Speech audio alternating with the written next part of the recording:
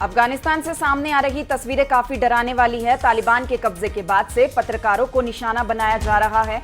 एक पत्रकार जियार याद की मौत की खबर सामने आई थी, लेकिन खुद जियार याद ने ट्वीट करके अपनी मौत की खबर का खंडन किया। जियार याद ने ट्वीट करके कहा कि मुझे काबुल शहर में रिपोर्टिंग के दौरान तालिबानियों ने मारा पीटा, मेरा कैमरा, कई उपकरण और मेरा मोबाइल भी जब्त कर लिया गया। कुछ लोगों ने मेरी मौत की खबर फैला दी। ये सच है कि तालिबानी मुझे बंदूक की नोक पर कहीं ले गए और मुझे मारा गया, लेकिन मेरे साथ अचानक ऐसा क्यों किया गया? तालिबानी नेताओं के साथ ये मुद्दा उठाया गया है। हालांकि हमला करने वालों को अभी तक गिरफ्तार नहीं किया गया है।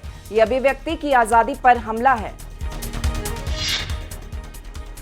जॉनसन एंड जॉनसन कंपनी ने कोविड की वैक्सीन को लेकर एक बड़ा दावा किया है। वैक्सीन लगवाने वाले लोग 6 महीने बाद बूस्टर खुराक से लाभ उठा सकते हैं।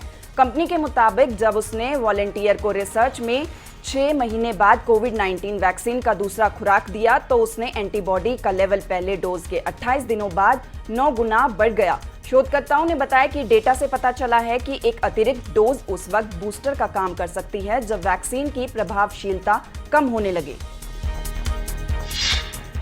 अफगानिस्तान की स्थिति पर सर्वदलीय बैठक का आयोजन हुआ। विदेश मंत्री एस जयशंकर ने इस सर्वदलीय बैठक के बाद कहा कि उन्होंने राजनीतिक दलों के फ्लोर लीडर्स को अफगानिस्तान की स्थिति से अवगत कराया है।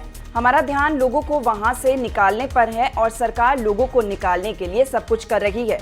सभी दलों के विचार समान हैं। हमने मुद्दे पर राष्ट्रीय एकता की भावना से बात की। कृषि कानूनों के खिलाफ शुरू हुए किसानों के आंदोलन को 9 महीने पूरे हो चुके हैं। किसान लगातार दिल्ली बॉर्डर पर डटे हुए हैं और अपनी मांगों को पूरा करने की मांग कर रहे हैं।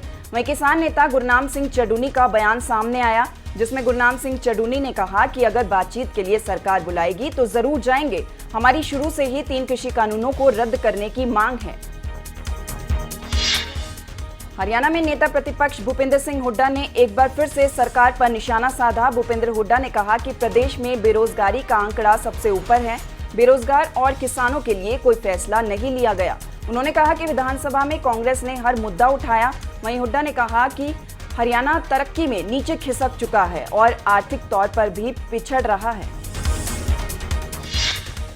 इन दिनों पानीपत के फ्लाइंग संधू एक बार फिर से चर्चाओं में हैं। जसमेर सिंह संधू ने एक बार फिर अपना जन्मदिन मनाया। दरअसल जसमेर सिंह संधू हर बार अपने जन्मदिन पर अपनी उम्र के आंकड़े को हराते हैं और जितने साल की उनकी उम्र होती है उससे ज़्यादा किलोमीटर दौड़ते हैं। इस बार भी उन्होंने पानीपत टोल से दौड़ना शुरू किया और करनाल होते हुए वापस पानीपत तक दौड़ते हुए 63 किलोमीटर से ज़्यादा का सफर तय किया। दिल्ली के मुख्यमंत्री अरविंद केजरीवाल ने भी पानीपत के जसमेर सिंह संधू की इस चौंका देने वाली उपलब्धि पर ट्विटर के जरिए उन्हें बधाई दी।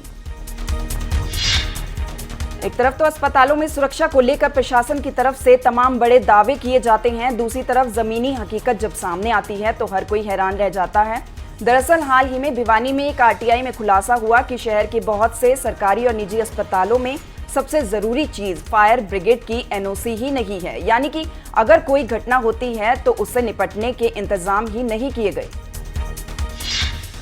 राष्ट्रपति रामनाथ कोविंद 5 दिन के निजी दौरे पर शिमला जाएंगे। 16 सितंबर को वो कल्याणी हेलीपैड से राष्ट्रपति निवास पहुंचेंगे और 17 सितंबर को एक दिन के विधानसभा के विशेष अधिवेशन में शिरकत करेंगे। बता दें कि इससे पहले 2 बार विशेष अधिवेशन बुलाया जा चुका है।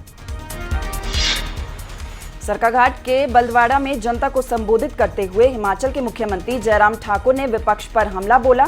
जनता को संबोधित करते हुए जयराम ठाकुर ने कहा कि कांग्रेस नेता अपनी ही पार्टी को लूटने में लगे हुए हैं। कांग्रेस के पास प्रदेश सरकार के खिलाफ कोई मुद्दा ही नहीं बचा। बढ़ती महंगाई के विरोध में कांग्रेस विधायक साइकिल पर सवार होकर उत्तराखंड विधानसभा पहुंचे। कांग्रेसी विधायकों का कहना है कि बीजेपी के कार्यकाल में महंगाई आसमान छू रही है। तेल की कीमतें इस कदर बढ़ चुकी हैं कि लोगों को वाहन चलाना मुश्किल हो चुका है। अगर यही हालात रहे तो लोगों को वाहन छोड़कर साइकिल पर ही सवारी करनी होगी। यही वजह है कि सरकार को इस हालात से रूबरू कराने के लिए कांग्रेस विधायक साइकिल पर विधानसभा पहुंचे।